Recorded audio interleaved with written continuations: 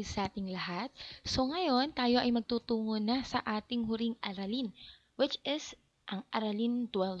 Okay? Ano ba ang aralin 12? Ito ay nahahati sa dalawang aralin ulit.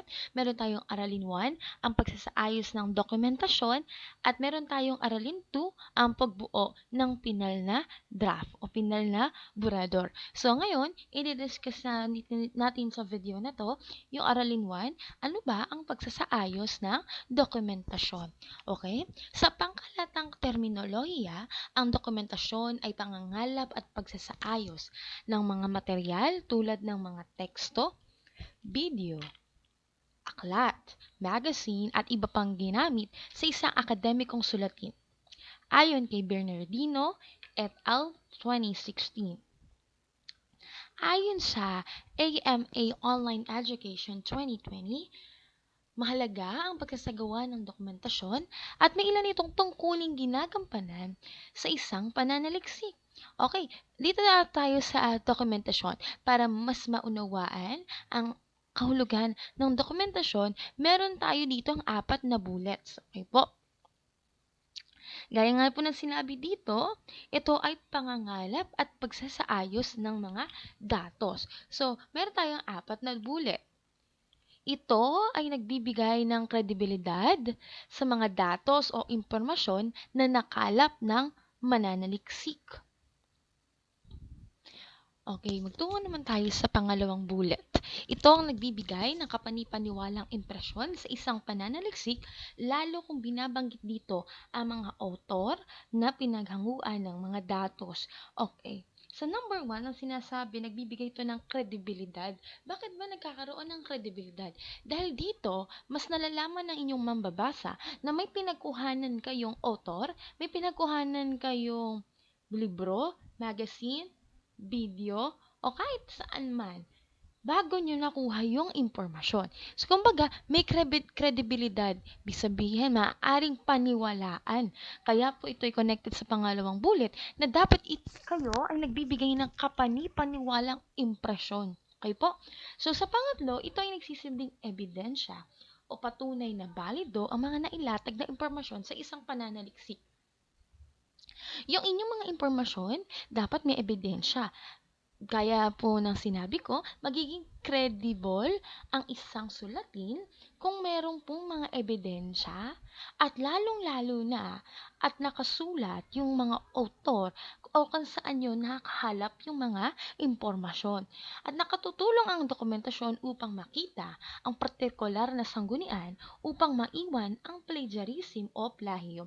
Para maiwasan ang plagiarism, ito pong dokumentasyon ay mahalaga dahil dito manalalaman natin sa nakakalap ang mga impormasyong ating nakukuha. Okay po? So, meron po tayong in-text citation. Kung maaalala po ninyo, ito po ay halos nabanggit ko na sa inyo ng mga nakaraang aralin. Okay po, lakihan ko lang yung ating docs. Okay. Sa index na dokumentasyon ay makikita sa loob ng pagtalakay ng pananaliksik. Ibig sabihin, nasa content po ang ating citation. Okay? Sa pagkakataong gumagamit ang mananaliksik ng ideyang hinango sa iba, kailangang malaman ng mga mambabasa kung saan nagmumula ang iyong ideyang hiniram. Okay po? So, meron po tayo ditong sa in-text citation na dapat malaman kung saan nakukuha ang inyong mga sinusulat sa inyong mga sulatin. Okay po?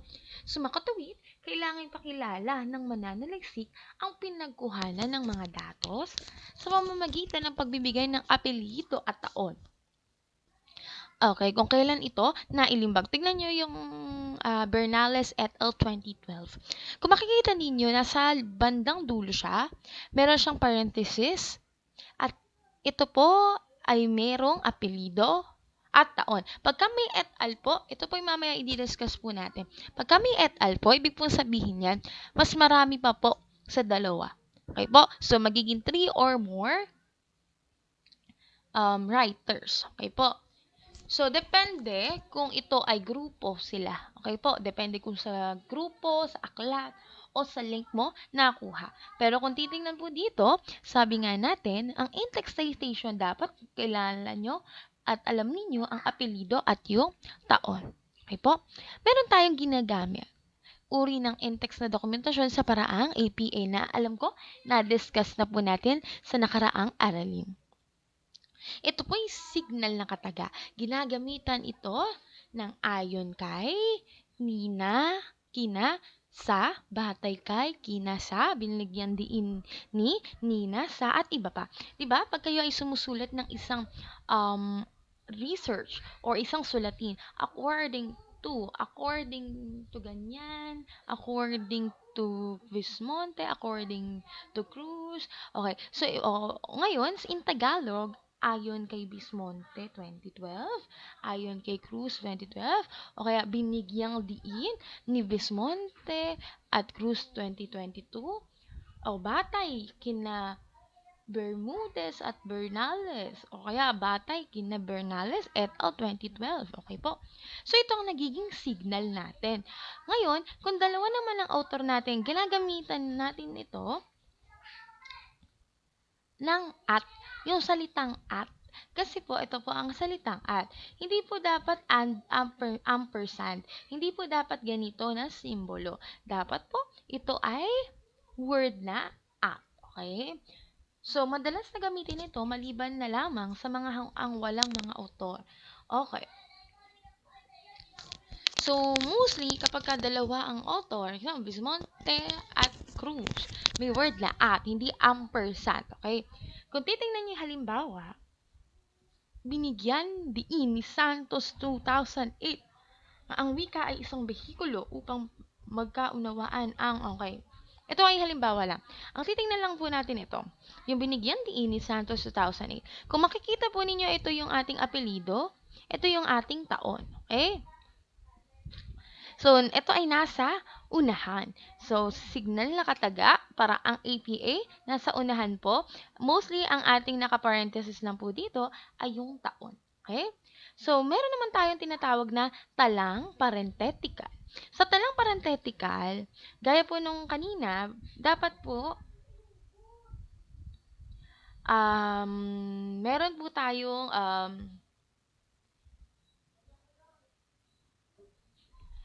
nilalagay na apelido at taon. Yun nga lang po dito sa talang parenthetical, ito po ay nasa bandang huli. At mostly gilagamitin din po ito na ampersand naman. Kung kanina, kung titignan po ninyo, dapat gamitin ang at, hindi ampersand. Pero sa talang parenthetical, ginagamitan po ito ng ampersand. Okay? At ang maaring gamitin ang talang parenthetical sa iba't ibang hanguan. Subalit, tanging sa parenthetical, napaparaan lamang pwedeng maitala ang hanguang walang autor, gaya ng website at aklat. Kung kayo ay nakakuha lang ng inyong mga impormasyon sa isang website at aklat, ang ito pong talang parenthetical ang inyong magagamit. Inilalagay po ito sa bandang dulo ng ating sulatin o ng banda ng ating impormasyon. Okay? Kung kanina sinabi ayon kay Santos, 2008 lang ang may parenthesis, kung makikita po ninyo dito, nakapaloob po sa parenthesis ang apelido at ang taon. Okay po, at ang taon. So, maraming pamamaraan ang in-text na dokumentasyon. Ilan dito ay nakadepende sa uri ng hanguan ng ideya. May mga pangkalahatang format sa pagtatala ng in-text tulad ng mga sumusunod. Kung makikita po ninyo, meron po tayo dito isang author. Pag isang author lang po ito, katulad kanina, ayon kay Holiday, 1973, so ang ating 1973, ito lang po yung merong parenthesis. Ito po yung impormasyon ng galing sa kanya. Ngayon, kapag katalang parenthetical ang ating ginamit, nasa bandang huli, ito po ang ating surname, at ito yung ating taon. Okay? At nakapaloob po sa parenthesis, parehas. Ngayon, meron naman po tayong dalawang author. Ito, batay sa pag-aaral na ginawa Nina. Okay, ito po ang ating ginawang signal. Ngayon, ito na po ang ating pangalan. Ito po ang apelido, si Carpenter at si Redman ng 2006. Ating 2006 lang nakapaloob sa parenthesis at dito po at ang ginamit. Kung titignan po natin sa talang parenthetical naman, meron po tayo dito parenthesis At nakapaloob doon ang apelido ni Carpenter at ni Redman at 2006 at ginagamitan po ito ng ampersand. Ngayon, kung tayo ay gumagamit ng 3 hanggang 5 author, okay po, pag sinabi natin sa pananaliksik nina, ito nga ating signal, Euler, et al. 2007. Pag po kasi sinabing et al, marami pa po. Ginamit lang po natin yung isa. Ang napili ay si Euler. Okay? So, dito po ay 3 hanggang 5 author, ginagamitan na natin ang et al. Kung titingnan niyo pang kanina, Carpenter at Redman. Carpenter and Redman. So, ibig po sabihin, dalawa. Kung ibig sabihin, dalawa po ang ating makikita. Surname. Kung ito naman ay magiging talang parenthetical, ito ay mapupunta dito sa hulihan at nakapuloob po ito sa parentheses. Nakalagay din po, Euler, et al. 2007. Okay po, kung titingnan niyo po dito, ito po siya. Ayan siya, oh. May period, may comma. Okay? Kaya po ito ay may comma or may kuwit kasi po magkakasama sa isang parenthesis. Pero kung dito, kung titignan ninyo, ito ay nakapaloob sa parenthesis. O, ngayon naman, kapag tayo ay gumagamit ng grupo o institusyon. Di ba, example, ayon sa Komisyon sa Wikang Filipino, 2009, comma. Okay po. So, titignan ninyo, nasa unahan. Okay, ito yung mga information lang po iyan, ha? Next po, ito po. Ayan, kung gagamitin naman natin ito ng talang parenthetical, ito ay nasa bandang hulihan. Okay po, ayan. Okay.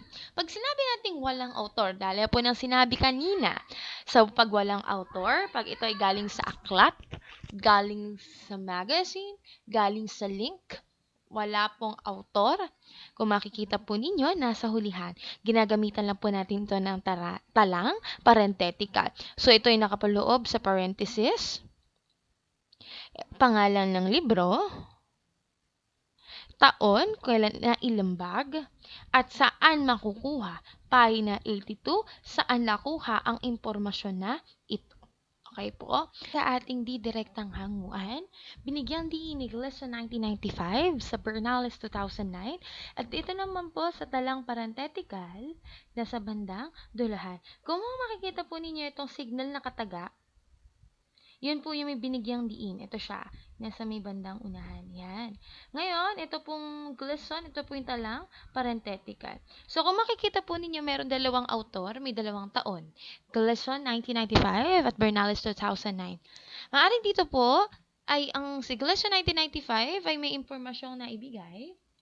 Ngayon po, ito rin po ay ginamit ni Bernales 2009. Di ba pag tayo ay kumukuha ng mga impormasyon sa libro, minsan, iba yung author, minsan, iba din yung nagsulat no impormasyon. Okay? Kaya naging dalawa. Kumbaga, hindi direkta yung hanguan na inyong inilagay. Okay po? Pag naman sinabi nating website na walang author o hanguang elektroniko, gaya ng sinabi natin kanina, pag wala pong author, walang pangalan, ito po ay ilalagay sa bandang dulo. Okay? Ito pa yung nasa bandang dulo, yung link ko sa natin to nakuha. So, ibig sabihin, ito po yung ginagamitan natin ng talang parenthetical. So, ito po sa bandang hulihan ang ating link. So, dito po nagtatapos ang Aralin 12.1. So, ngayon, nagiging dalawa ang ating video sa Aralin 12 para dalawa ang inyong maging recitation. Okay? So, yung Aralin 2 ay sa susunod po na video. Maraming salamat.